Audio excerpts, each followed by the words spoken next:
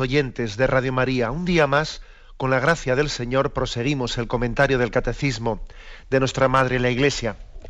Estamos en el apartado sobre la oración, en concreto sobre la oración de petición. Y en el programa anterior hablamos de la oración de petición de perdón. De ella se hablaba en ese punto 2631 y se decía que la oración de petición es el primer movimiento de la oración. Y ahora pasamos al siguiente punto, 2632, en la que, dejando ya el tema de la oración de petición, que dice que es el primer movimiento, se da un paso más. Dice así, en vez de leerlo entero, lo voy leyendo y comentando por frases. La petición cristiana está centrada en el deseo y en la búsqueda del reino que viene, conforme a las enseñanzas de Jesús. Bueno, es decir, si en el punto anterior se partía de que el primer movimiento es la oración de petición de perdón, pedimos perdón, ante la experiencia de Dios, de su santidad, y viendo el contraste grande de nuestra pequeñez, nos sentimos indignos y lo primero es pedir perdón, pero aquí habla no tanto del primer movimiento, sino de cuál es el objetivo último, es decir, cuál es el objeto último de nuestra petición. Porque decimos que la petición de perdón por nuestro ser pecador es lo primero, pero no es el objetivo último. No es el objetivo último. En la explicación sobre la gracia en su día, dijimos que la gracia tiene dos dimensiones, ¿no? La dimensión sanante y la dimensión elevante. La gracia nos sana y nos eleva a la condición de hijos. Y bueno, son inseparables. La gracia sanante y la gracia elevante. Entonces dice uno, a ver, ¿pero qué es más importante? ¿La gracia sanante o la gracia elevante? ¿Qué es más importante? Hombre, es más importante la gracia elevante. O sea, es decir, porque tú podrías ser perdonado en tus pecados sin que eso supusiese que eres elevado a la condición de hijo de Dios e invitado a la intimidad con Dios por toda la eternidad en el cielo. Ahora es mucho más la gracia elevante que la gracia sanante. Podría ser, o sea, hipotéticamente, ¿no? En una hipótesis, podría ser que Dios dijera, bueno, mira, te perdono tu pecado. Ahora, tú te quedas ahí y yo me quedo aquí. O sea, no pretendas ahora que yo te introduzca en mi familia por toda la eternidad, como es así que nos está ofreciendo el cielo, que es compartir la intimidad de Dios para siempre. O sea que entre las dos dimensiones, gracia sanante y gracia elevante, es mucho más la gracia elevante. Ahora, ¿qué ocurre? Pues que la gracia elevante tiene que comenzar por la gracia sanante. Nadie puede, sin sanarse ser elevado. Sin el perdón de nuestro pecado, sin el yo pecador, ¿cómo vamos a ser introducidos en la intimidad de Dios del cielo? Bueno, por eso decimos que lo primero es la oración de petición de perdón. Pero lo segundo es mucho más, ¿no? Lo segundo es mucho más. Nuestro objetivo, fijaros bien, ¿no? Nuestro objetivo último no es estar limpios nosotros. Ese no es nuestro objetivo último. Nuestro objetivo último es dar gloria a Dios, buscar el reino de Dios. Es mucho más que un limpiarnos nosotros, porque si nos quedásemos en eso, parece que el objeto de nuestra oración somos nosotros mismos, ¿no? Que yo quede limpio. No. Nuestro objetivo es, el objetivo último, saliendo de nosotros mismos, dar gloria a Dios, incluso olvidándonos de nosotros mismos. Y hasta nos servimos de nuestros pecados para dar gloria a Dios por la misericordia que ha tenido con nosotros, por su perdón. Hasta, en última instancia, los pecados, al ser perdonados, se convierten en una forma más de dar gloria a Dios por su misericordia. Bueno, en este contexto, ¿no?, es en el que el catecismo dice, bueno, si la oración de petición de perdón era el primer movimiento, ahora vamos a lo último, ¿no? El primer movimiento era pedir perdón, pero ¿y el último objetivo cuál es? Pues buscar el reino de Dios. Es lo que se nos dice aquí, buscar el reino de Dios. Nuestra oración no se conforma con otra cosa, sino con buscar el rostro de Dios, buscar su rostro, buscarle a Él, tener sed de su amor. por encima de todo. Si os fijáis, esa es la oración de petición del Padre Nuestro, ¿no? Aquí se nos refiere en el Catecismo, por los dos pasajes del Padre Nuestro, mejor dicho, dos pasajes, uno en Mateo y otro en Lucas, donde aparece la petición del Padre Nuestro. Mateo 6:10 dice: vosotros orad así: Padre nuestro que estás en los cielos, santificado sea tu nombre, venga tu reino, hágase tu voluntad en la tierra como en el cielo. Es decir, que lo primero que pedimos a Dios es eso, que sea santificado, que sea glorificado, que venga su reino. Y luego ya pedimos más cosas, ¿no? Danos el pan de cada día, perdónanos, etcétera.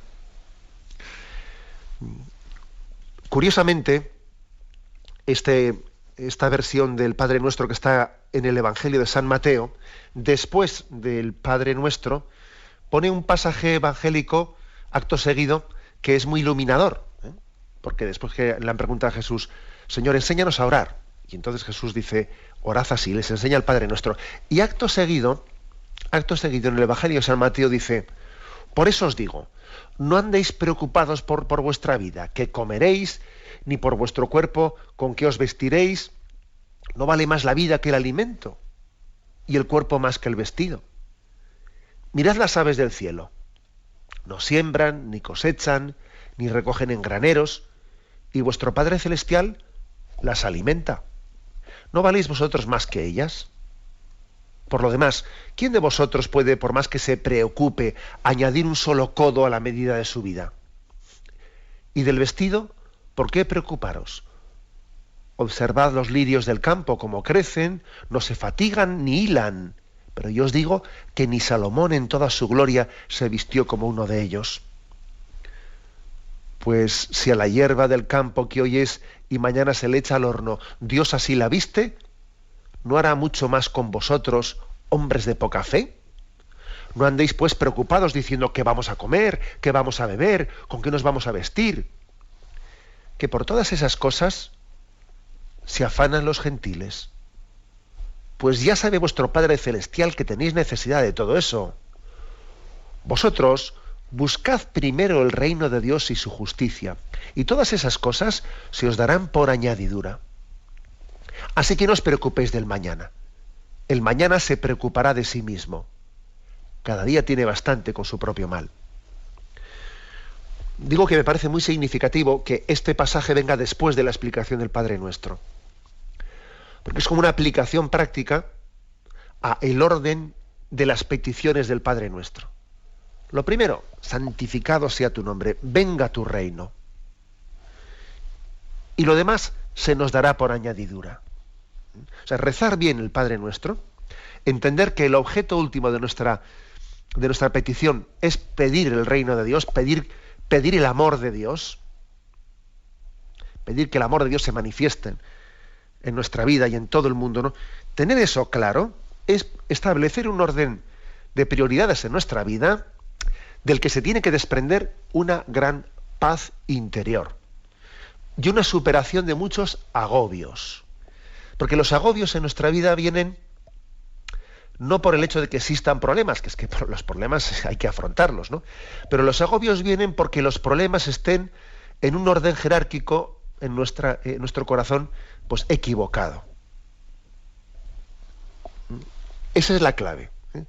Los agobios que nos privan de la paz interior vienen de ahí, no de tener problemas, sino de que los problemas los afrontemos de una manera poco jerarquizada.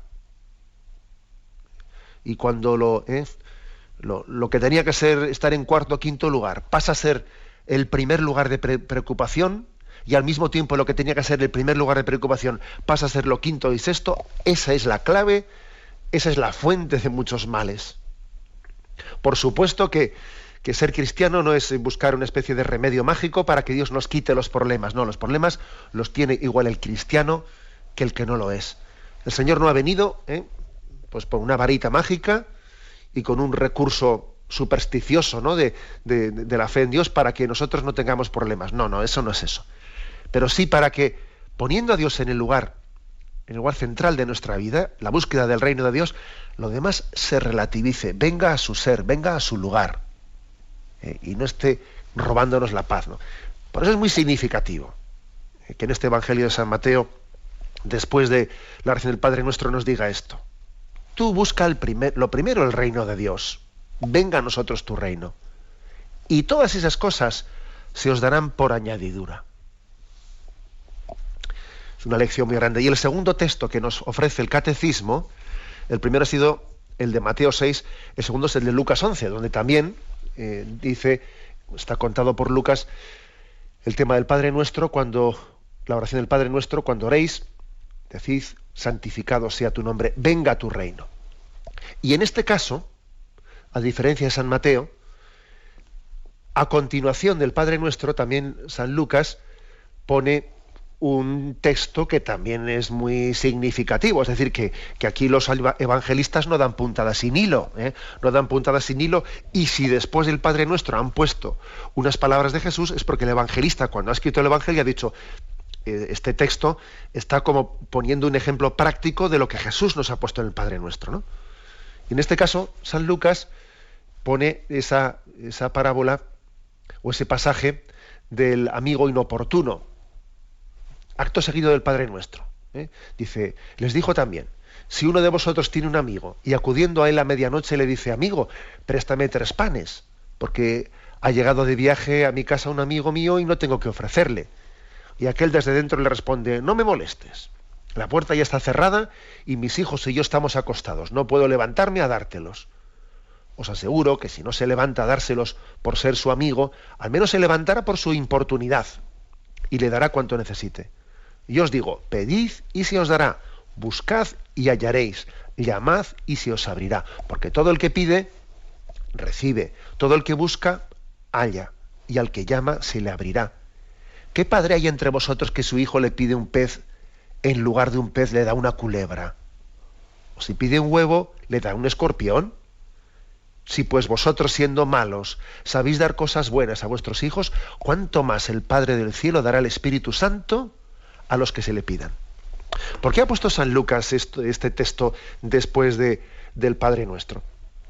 Bueno, pues para decir, hombre, es que en el Padre Nuestro se te está enseñando a pedir lo sustancial, lo fundamental, lo primero, ¿no? Santificado sea tu nombre y venga a nosotros tu reino.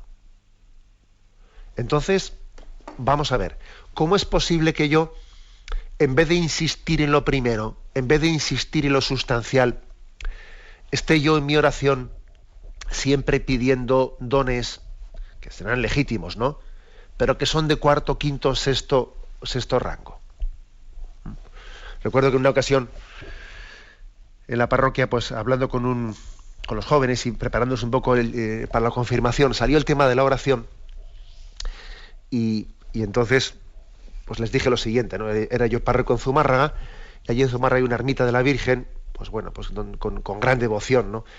Y bueno, yo notaba que cuando llegaba el tiempo de exámenes, pues aumentaban mucho, ¿no?, el número de velas que se ponían ante la Virgen María, pues la preocupación de los jóvenes, que no está mal que se preocupen por los exámenes, porque a veces hasta falta preocupación por eso, pero bueno. Bien, pero quiero decir que yo comentaba con ellos, ¿os dais cuenta cómo cuando vienen unos exámenes, pues aumenta nuestra petición? Nuestra petición. Aquí se ponen velas cuando llega la época de exámenes. Y sin embargo, igual yo no se me ha ocurrido pedir nunca a Dios por lo fundamental. O sea, pero ¿cómo es posible que yo me empeñe en pedir lo secundario y no pida lo fundamental? O sea, yo nunca he subido a la ermita a pedir el don de que Dios sea santificado, de que su reino venga a mí, que el amor de Dios llene mi vida, que Dios sea el centro de mi corazón. Pues no se me ha ocurrido nunca poner una vela por eso. Pero es que es infinitamente más central y más definitivo eso en tu vida que aprobar ese examen. O sea, ¿cómo es posible eso? Por eso aquí lo que dice, pedid y se os dará. Dice, si tú pides algo importante a tu padre, te va a dar eso, ¿no? Dice, cuando un padre, si un hijo le pide a un padre un pez, le va a dar una culebra. Si vosotros siendo malos sabéis dar cosas buenas a vuestros hijos, ¿cuánto más el Padre del cielo dará el Espíritu Santo al que se lo pide? Es decir, atrévete a pedir el Espíritu Santo. Atrévete a pedir lo importante. Atrévete con lo principal. No vayas siempre con cuestiones de segundo, de cuarto, de quinto rango. ¿Cuánto quinto rango? Como uno dice, vamos a ver, ¿no? Estamos siempre pidiendo migajas, pero pide lo sustancial en tu vida. Bueno, ese es el punto de partida de este punto del catecismo que hoy comentamos. Es decir, nuestra oración está centrada en la búsqueda del reino de Dios. 2. Y en él se dice que la petición cristiana está centrada, su objetivo es el reino de Dios. Pedir a Dios que Él venga con su reino, que establezca su reino entre nosotros. Una breve, una mínima explicación, porque no es este el momento central, o sea, el catecismo aborda el tema de qué es el reino de Dios en otros pasajes, ¿no? Pero sí que igual, como estamos tanto insistiendo en el día de hoy, que lo central de la petición, el objetivo último es pedir a Dios que venga su reino, santificado sea tu nombre, venga a nosotros tu reino. Bueno, si eso es lo central, si eso es lo primero que pide la oración cristiana, vamos a explicar brevemente qué es el reino de Dios, ¿no? El reino de Dios, la palabra reino de Dios, a veces sí que ha sido objeto de ciertas confusiones de cómo interpretarla, cómo interpretarla. La palabra reino de Dios es un concepto que engloba muchos otros. A veces se ha interpretado la palabra reino de Dios. ¿Cuál es el reino de Dios? La Iglesia. Bien, es cierto, ¿no? Es cierto que en la Iglesia se realiza el reino de Dios, pero es verdad que también el reino de Dios no coincide milimétricamente, ¿no?, con las fronteras de la Iglesia, que también el reino de Dios se realiza, también aunque esté plenamente insertado en la vida de la Iglesia, también se está desarrollando más allá de las fronteras de la Iglesia. Y la gracia también se extiende, de alguna forma, ¿no? La gracia también se está extendiendo, la gracia de Dios, a muchos que todavía no han conocido la Iglesia y que está llamada la Iglesia a evangelizarles, ¿no?, y actúa en ellos. Entonces, cuando decimos venga a nosotros tu reino, por el reino de Dios estamos entendiendo el don del amor de Dios, que nos ofrece la vida eterna. El reino de Dios es el cielo, pero al mismo tiempo es el cielo es el don de Dios que comienza ya a establecerse entre nosotros. La gracia de Dios que se derrama en la tierra, que se realiza en el seno de la Iglesia y que al mismo tiempo se ofrece a todos los hombres. No se puede separar el concepto reino de Dios de ninguna de estas tres cosas. Ni del cielo en el que Dios nos ofrece su intimidad con Él. Esa es la culminación del reino de Dios, el cielo. Ni se puede separar el reino de Dios de la Iglesia. Sería un error, separar el reino de Dios de la Iglesia, porque existe una unidad entre ellos, existe en la Iglesia, es como la encarnación de ese reino de Dios en esta etapa en la que vivimos. Ni tampoco se puede separar el reino de Dios, decían, ni del cielo, ni de la Iglesia, pero tampoco de la vida de gracia que el Espíritu Santo está suscitando en este mundo y en tantas realidades que el Espíritu Santo anima, incluso fuera de la Iglesia. En el fondo, el reino de Dios se identifica con Jesucristo. Acordaros como decir venga a nosotros tu reino es tanto como decir que venga Cristo a nosotros, que venga el Espíritu Santo a nosotros. En el fondo es decir lo mismo. Es decir lo mismo. Lo que ocurre es que al venir Cristo y al venir el Espíritu Santo a nosotros, va transformándose. El reino de Dios también se traduce en una serie de valores, ¿no?, en una serie de virtudes, en una forma de vida, en una sociedad diferente, en que Cristo reine en nuestra sociedad, ¿no? Por eso, como veis, la palabra reino de Dios pues tiene todos estos matices que hay que sumarlos todos. Hay que sumarlos todos. Eso es lo que pedimos, que venga a nosotros su reino. Es decir, que el cielo comience ya en la tierra y que nos preparemos para el cielo. Que la Iglesia vaya siendo la perfecta imagen de Cristo entre nosotros, el cuerpo de Cristo. y que al mismo tiempo el Espíritu Santo continúe difundiendo su gracia en toda la tierra. Todo esto estamos pidiendo en esa oración central. Bien, continúa el catecismo y dice: hay una jerarquía en las peticiones. Primero el reino, a continuación lo que es necesario para acogerlo y para cooperar a su venida. Vamos a ver. Aquí se nos hace una referencia al punto 1942, donde se decía: la virtud de la solidaridad va más allá de los bienes materiales. Difundiendo los bienes espirituales de la Iglesia ha favorecido a la vez el desarrollo de los bienes temporales, al cual con frecuencia ha abierto vías nuevas. Así se ha verificado a lo largo de los siglos las palabras: buscad primero el reino de Dios y su justicia, y todas esas cosas se os darán por añadidura. Es decir, vamos a ver, ¿qué quiere decir aquí el catecismo en este punto? Que cuando decimos lo primero es el reino de Dios, aquí viene una duda entre nosotros. Vamos a ver, ¿no es primero la justicia y luego la caridad? En un orden de prioridades para establecer el reino de Dios entre nosotros, primero no debería de ser, ¿no? Pues el procurar el bienestar humano fundamental, ¿no? Los derechos humanos, y luego más tarde ya hablaríamos y ya predicaríamos pues el mensaje sobrenatural de salvación. ¿No es primero lo natural y luego lo sobrenatural? ¿No hay que ir poniendo las cosas una detrás de otra? ¿Cómo se puede predicar la caridad sin haber predicado previamente la justicia? Bueno, y esto es lo que el catecismo viene a decir aquí. No, o sea, todo ello va integrado. No se puede pensar, es decir, no se puede pensar que el don último del reino de Dios que pedimos, es decir, el don del Espíritu Santo, no pueda llegar a nosotros mientras que no hayan venido previamente otra serie de dones naturales. Curiosamente, la jerarquía de peticiones, primero pedimos todo, y luego ya iremos pidiendo: danos el pan de cada día, etcétera, etcétera. Curiosamente, primero vamos a por el todo. Santificado sea tu nombre, venga a nosotros tu reino, hágase tu voluntad. Y luego vamos, curiosamente, ya a cuestiones más concretas. O sea, es decir, el don de Dios no es fraccionable. No es fraccionable. En el mensaje de la Cuaresma del Papa de este año, a mí me ha llamado profundamente la atención algo al respecto, ¿no? Cuando él habla de la justicia, habla como de la justicia de Dios se manifiesta en Jesucristo. El Papa recuerda que la definición, digamos, humana, ¿no? La definición filosófica de la palabra justicia, de un tal Ulpiano, un jurista romano del siglo III, que es justicia: dar a cada uno lo suyo. Dice el Papa: sí, claro, bien, pero ¿y qué es lo suyo? Claro, dar a cada uno lo suyo. ¿Y qué es lo suyo, no? Y dice el Papa, lo voy a leer, queda sin aclarar qué es lo suyo.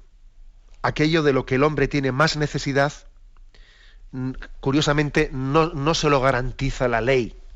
La ley, las leyes humanas, las leyes del Imperio Romano, las leyes de la sociedad, no son capaces de garantizar aquello de lo que tenemos más necesidad, que es precisamente el amor.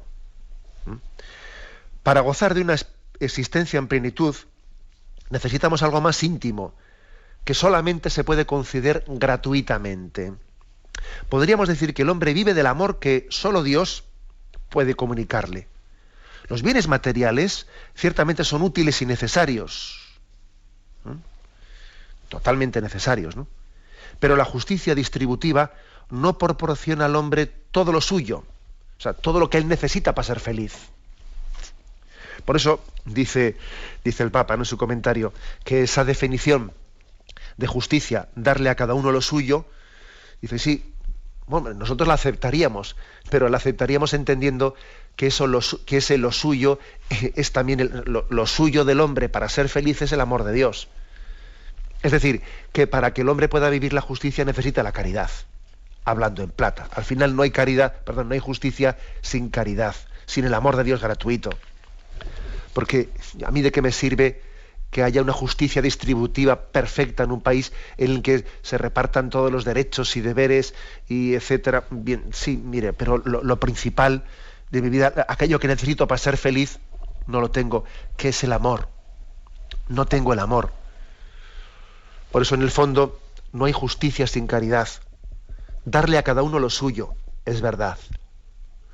Pero es que en ese lo suyo incluimos el amor de Dios y el amor de los demás, que lo necesitamos para ser felices. Totalmente. No es una especie de algo, una propinilla final. No, propinilla final nada. Es que esa es la esencia de todo. Es la esencia de la felicidad. Por eso es un error decir que lo primero son los bienes naturales y luego son los bienes sobrenaturales. No. Todo está integrado. Todo está integrado. Y a veces, paradójicamente uno disfruta mucho más de los bienes naturales escasos cuando tiene amor de Dios, y de los bienes naturales sobreabundantes no los apreciamos cuando nos falta el amor de Dios, fíjate. Porque el amor de Dios es el que nos permite disfrutar de los bienes naturales. Tú tienes todos los días un plato delante tuyo, tienes comida y no lo disfrutas plenamente si no has recibido el don del amor de Dios. Lo ves como algo... O sea, el amor de Dios no es que supla los bienes naturales, no. Es que te permite disfrutarlos. Entenderlos como un regalo, como un don. De lo contrario, los vivías de una manera en la que no eras consciente de que esos bienes naturales, qué es lo que tenían detrás suyo. Es que eso, tu salud, tu vida, las personas que te rodean, son un signo del amor de Dios. Luego disfrútalas. Y para poder disfrutarlo, has tenido que recibir el mensaje de que Dios te quiere, y esos bienes de los que te rodean son un regalo suyo, que no te habías dado cuenta de eso. Por eso, ¿no? Aquí está el catecismo, dice: buscad primero el reino de Dios y lo demás se os dará por añadidura, porque todo está integrado en ese don que pedimos: venga a nosotros tu reino. Programa Catecismo de la Iglesia Católica con Monseñor José Ignacio Munilla. Continuamos en este día de hoy comentando el punto 2632. La oración tiene como fin último, está centrada en la búsqueda del reino de Dios. Y aquí dice el catecismo que después de haber pedido el reino, a continuación pedimos también todo lo que es necesario para acoger el reino y para cooperar con su venida. Claro, no basta con pedir lo principal, también luego ver, y voy a pedir también qué es necesario para que eso principal pueda llegar a realizarse, para que yo lo acoja, coopere con ello. Y se nos remite a un texto, Hechos de los Apóstoles, capítulo 6, donde se cuenta cómo los apóstoles convocaron la asamblea de los discípulos, diciéndoles pues cómo, que tenían un problema, ¿no? El problema de que no podían atender pues a todas las viudas, a todos los pobres, y no les parecía bien abandonar la predicación de la palabra para estar atendiendo a todos los pobres, porque veían que la predicación de la palabra era una centralidad para los apóstoles. Y entonces buscaron, dice: por tanto, hermanos, buscad entre vosotros a 7 hombres de buena fama, llenos del Espíritu Santo y de sabiduría, y los pondremos al frente de este cargo, para que nosotros nos dediquemos al ministerio de la palabra y la oración. Entonces, oran, pidieron el don del Espíritu Santo y eligieron a una serie de diáconos para que sirviesen a los pobres, ¿no? Se los presentaron a los apóstoles y, habiendo hecho oración, les impusieron las manos. Es decir, que no basta con decir: yo pido a Dios que venga su reino. También, como dice aquí, es necesario pedir y buscar todo aquello que va a cooperar a su llegada. Y entonces oraron a Dios y pusieron los medios para buscar quien sirviese a las viudas, quien sirviese a los pobres. Luego, todo está integrado, insistimos, todo está integrado.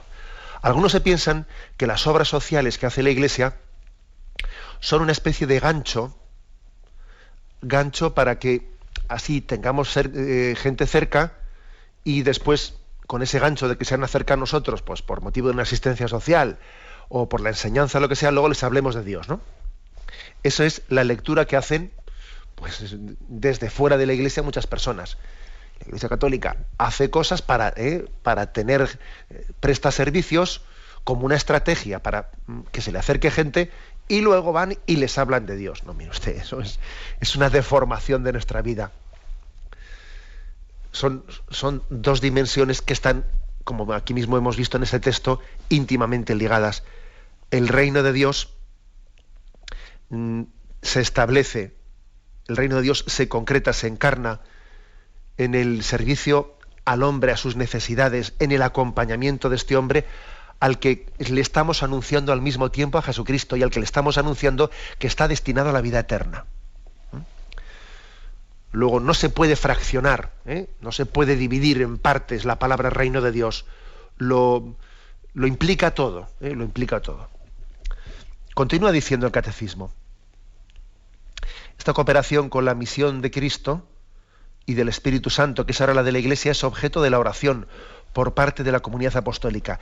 En la oración de Pablo, el apóstol por excelencia, que se nos revela cómo la solicitud divina por todas las iglesias debe animar la oración cristiana. Esta es la oración de Pablo, que lo he leído mal. Es la oración de Pablo, el apóstol por excelencia, que nos revela cómo la solicitud divina por todas las iglesias debe animar la oración cristiana. Entonces, se nos ofrecen unos cuantos textos. Vamos a leer algunos. Bueno, Romanos 10:1. Hermanos, el anhelo de mi corazón y mi oración a Dios en favor de ellos es que se salven. Por lo tanto, ¿no? Primer anhelo que tiene la Iglesia, que todo el mundo se salve. Eso es lo primero que significa buscar el reino de Dios. Eso es lo primero, la salvación. Segundo texto, Efesios 1, 16, 23.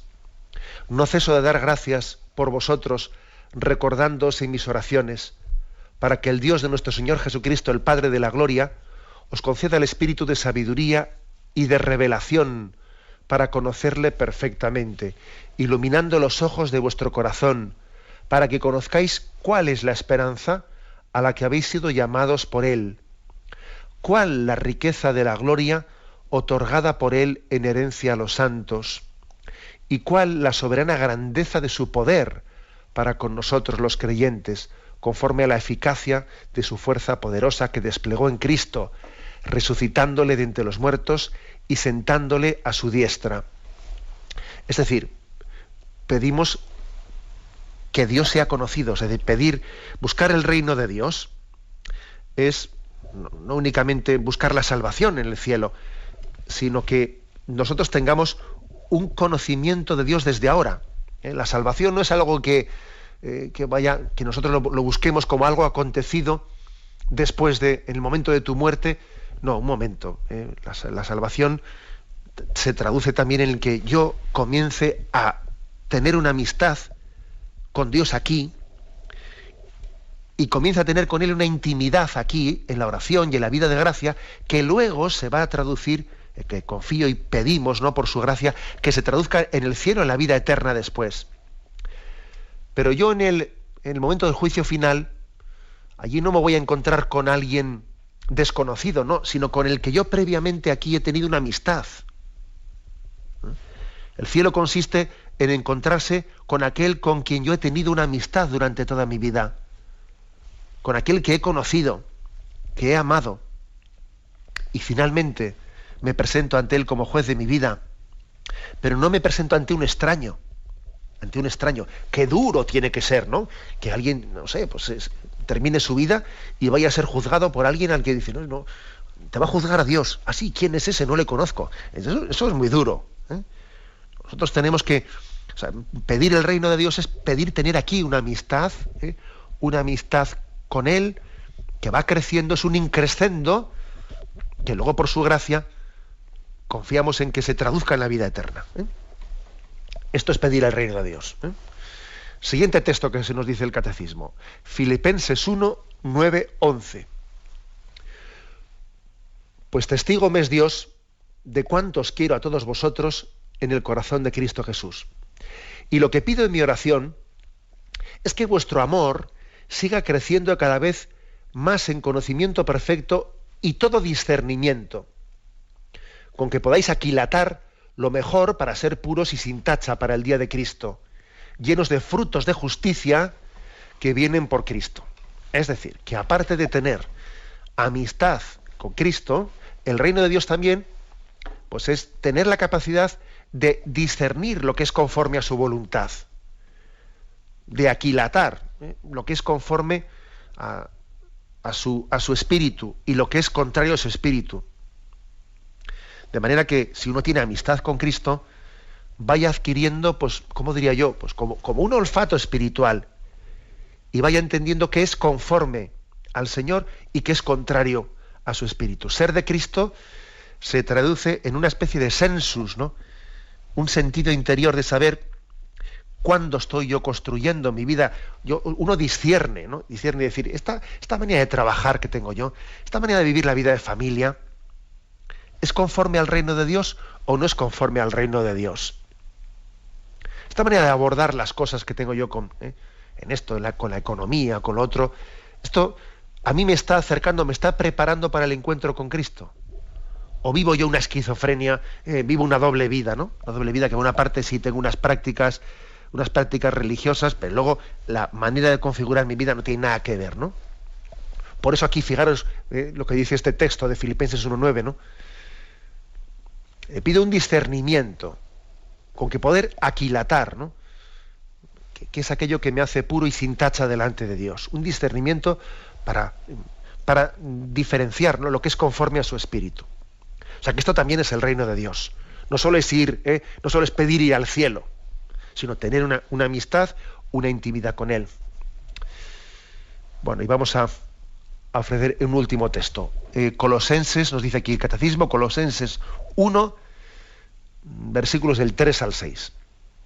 Damos gracias sin cesar a Dios, Padre de nuestro Señor Jesucristo, por vosotros en estas oraciones, al tener noticia de vuestra fe en Cristo Jesús y de la caridad que tenéis con todos los santos, a causa de la esperanza que os está reservada en los cielos, y acerca de la cual fuisteis ya instruidos por la palabra de la verdad, el Evangelio, que llegó hasta vosotros, y fructifica y crece entre vosotros lo mismo que en todo el mundo.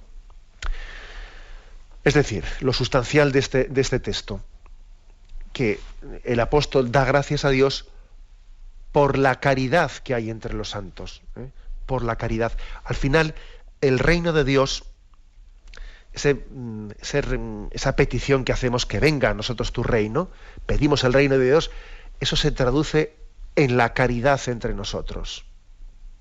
Cuando a Dios le pedimos la salvación, le pedimos su gracia, le pedimos, Señor, perdónanos, le pedimos, acógenos como hijos tuyos.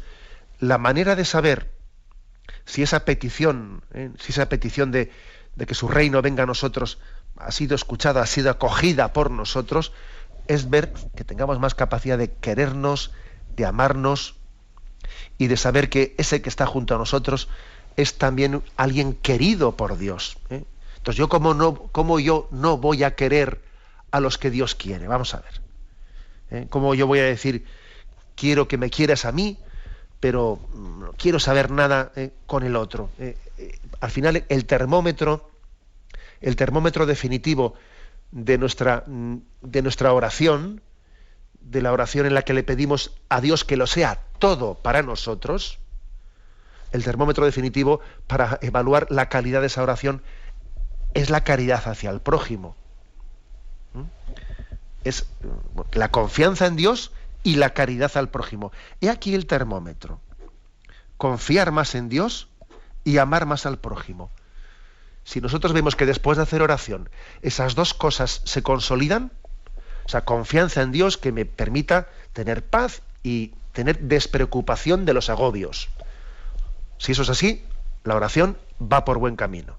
Ahora, si yo estoy orando, pero estoy rezando a Dios, pero si me estoy agobiando, algo está fallando. Y segundo elemento de discernimiento. Primero he dicho la confianza en Dios que te lleva a abandonarte. Y el segundo elemento, si tú cuando pides que Dios lo sea todo para ti, que su reino venga a ti, que Dios sea glorificado, santificado, eso se traduce en mayor amor al prójimo, mayor interés por él y mayor cariño por él, entonces es que la oración ha estado bien hecha y bien acogida por parte tuyo de lo que Dios te da. Ahora, si resulta que tu petición de que el reino de Dios venga a ti no tiene nada que ver, o sea, te aísla, en vez de implicarte más en el amor al prójimo, te aísla, ¿no? Como si fuese pues una especie de pretensión de privacidad tuya con Dios, te aísla de los demás, es que la oración está mal hecha. Yo quizás dejaría la conclusión de la explicación del punto de hoy en estos dos elementos de discernimiento. Veamos a ver si nuestra petición de que Dios lo sea todo para nosotros, de que Dios sea glorificado, se traduce en estas dos cosas, en una confianza que vence los miedos y que vence las angustias, y en un amor hacia el prójimo incondicional, capaz de llevarnos al olvido de nosotros mismos. Que el Señor nos conceda tener una oración así. Damos paso a la intervención de los oyentes. Podéis llamar para formular vuestras preguntas al teléfono 917-107-700. 917-107-700.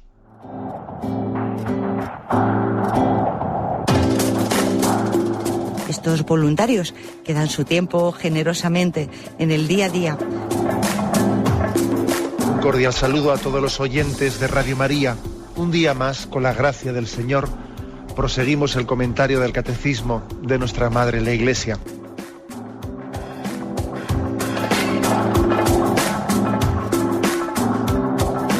Porque le has quitado la única manera de protesta que tiene. O sea que cuando hay un dolor fuerte no hay que tomar analgésicos, hay que ir directamente al médico. Sí, hay que bien, Primero pero no analgésicos fuertes para que se cometa el error de bloquear la defensa y no poder llegar al diagnóstico. Bien. ¿Le gustaría tener sus programas favoritos de Radio María para escuchar en cualquier momento? Llame y pídanos el programa que más le interesa en cualquiera de sus emisiones. Recogeremos su petición y sus datos completos para hacer el envío. Solo necesita un lector de CD o DVD que admita el formato de compresión MP3. Llame al 917-107-700 y atenderemos su petición encantados. Tome nota. 917-107-700. Radio María, más cerca de usted.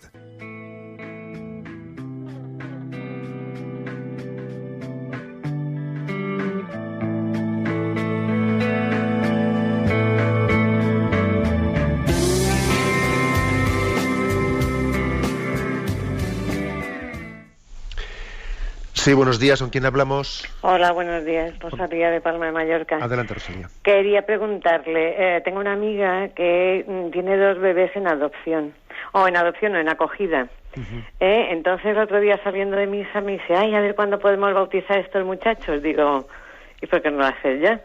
Y bueno, pues me dice, es que me han dicho que no, porque como que yo no sé si me los voy a quedar o no, pues que esos bebés pues le habían dicho que no.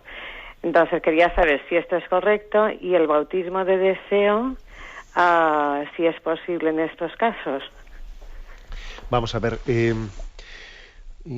obviamente hay que, claro, al ser unos niños que están dados en acogida y no en adopción, entendemos que tienen unos padres y que además la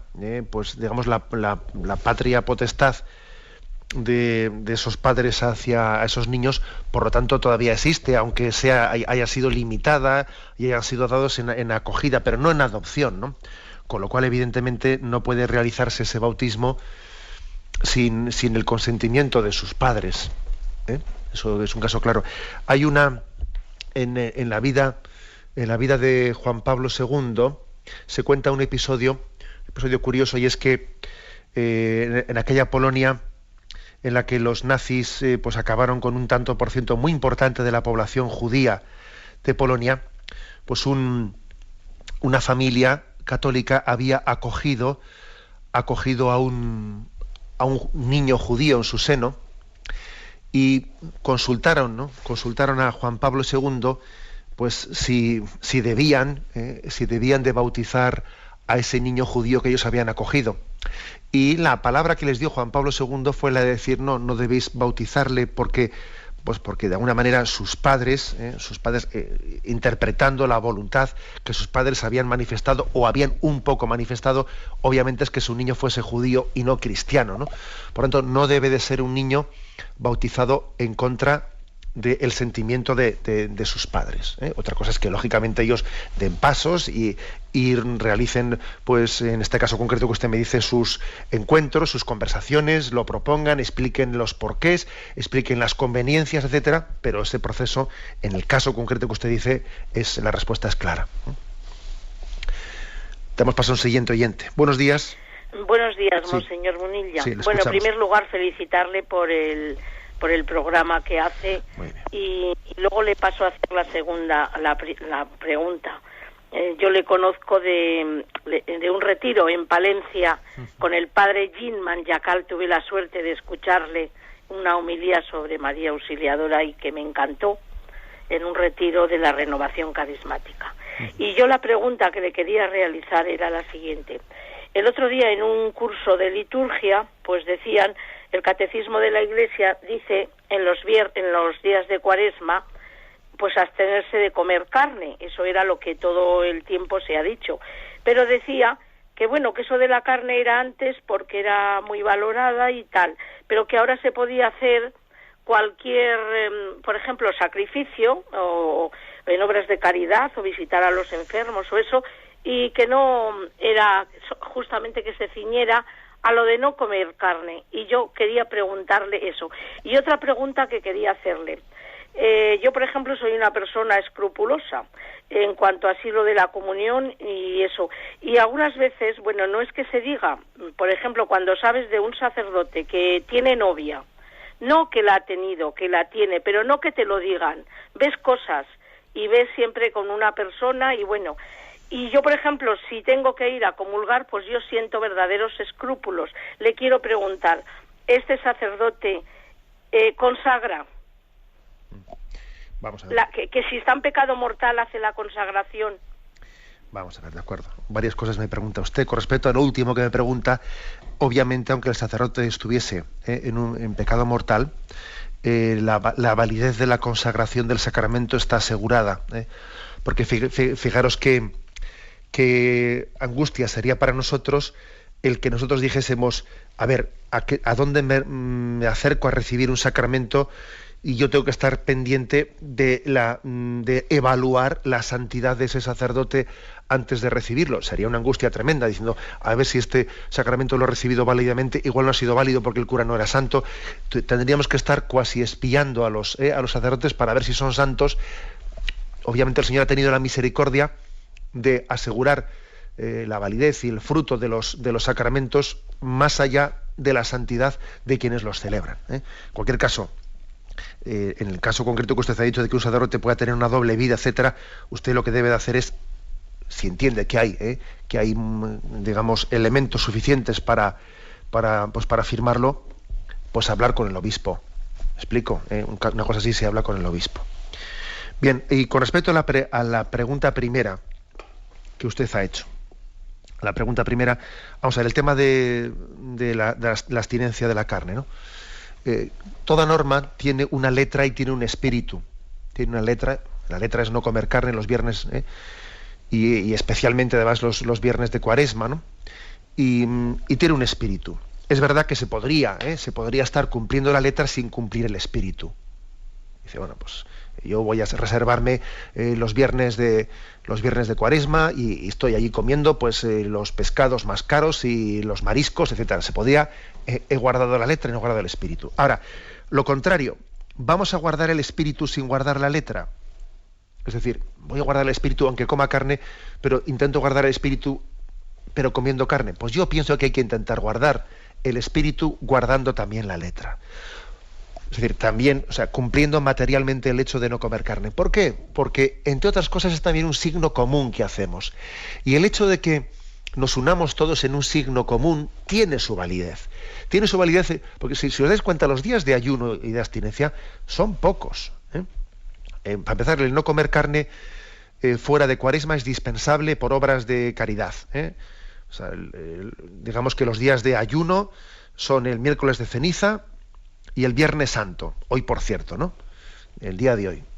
Y los días de abstinencia, bueno, pues son los viernes de Cuaresma no dispensables y el resto del año, pero que son dispensables por obras de caridad. Entonces, si tenemos unos pocos días al año para hacer unos signos que hagamos todos en común, comunitariamente, también tiene un valor importante el signo común, el signo comunitario. Por eso, es verdad que se puede cumplir la letra de la ley sin cumplir el espíritu. Pero a mí no me convence eso de decir, bueno, pero vivamos el espíritu sin cumplir la letra. No, hagamos las dos cosas, porque pienso que también eso nos introduce en un camino de humildad que es mucho más seguro el camino de humildad que el ir yo pretendiendo reinterpretar todo conforme a mi subjetividad. Adelante, damos paso a un siguiente oyente. Buenos días.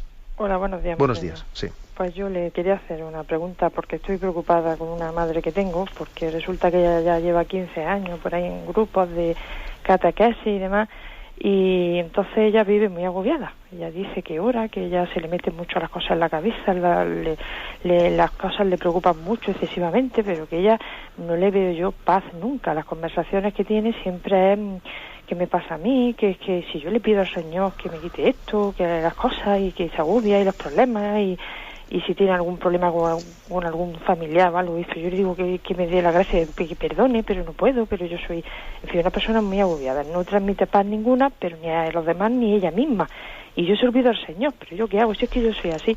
Entonces, cuando he hablado esta mañana de los agobios de la vida, entonces yo quisiera preguntar cómo se le puede ayudar.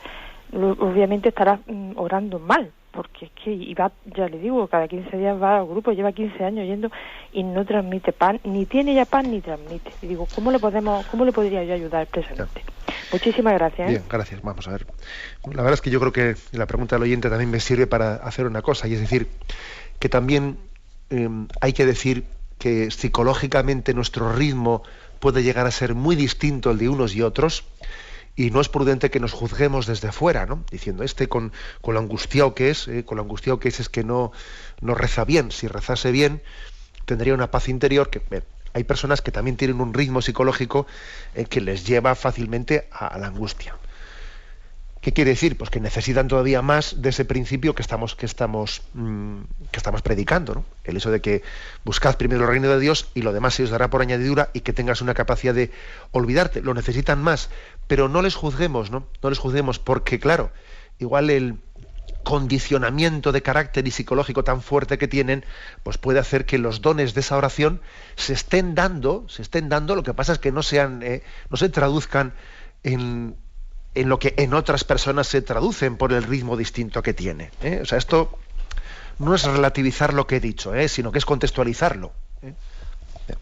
Y entonces yo que creo que hay que hacer con las personas que tienen un ritmo psicológico muy disparado, ¿no? Y muy tendente y muy proclive a la angustia. Primero, tener mucha paciencia con ellos, tener mucho cariño con ellos, y al mismo tiempo, sin ofenderles, ¿no? Pero darles el testimonio de la paz. Pues mira, tranquila que lo principal, o sea, valorarles lo positivo, porque son personas que siempre están angustiadas por lo negativo que tienen, ¿no? Valorarles lo positivo, bueno, pero fíjate esto que bien ha ido, pero piensa en esto otro, O sea, enfatizar lo positivo, porque las personas de este estilo, de este ritmo, solamente ven lo negro, solamente ven lo negro, y es importante hacerles ver cómo Dios de hecho les ha dado muchos, o sea, que tienen motivos para confiar, tienen motivos, si saben interpretarlos y discernirlos. Tenemos el tiempo cumplido. Me despido con la bendición de Dios Todopoderoso, Padre, Hijo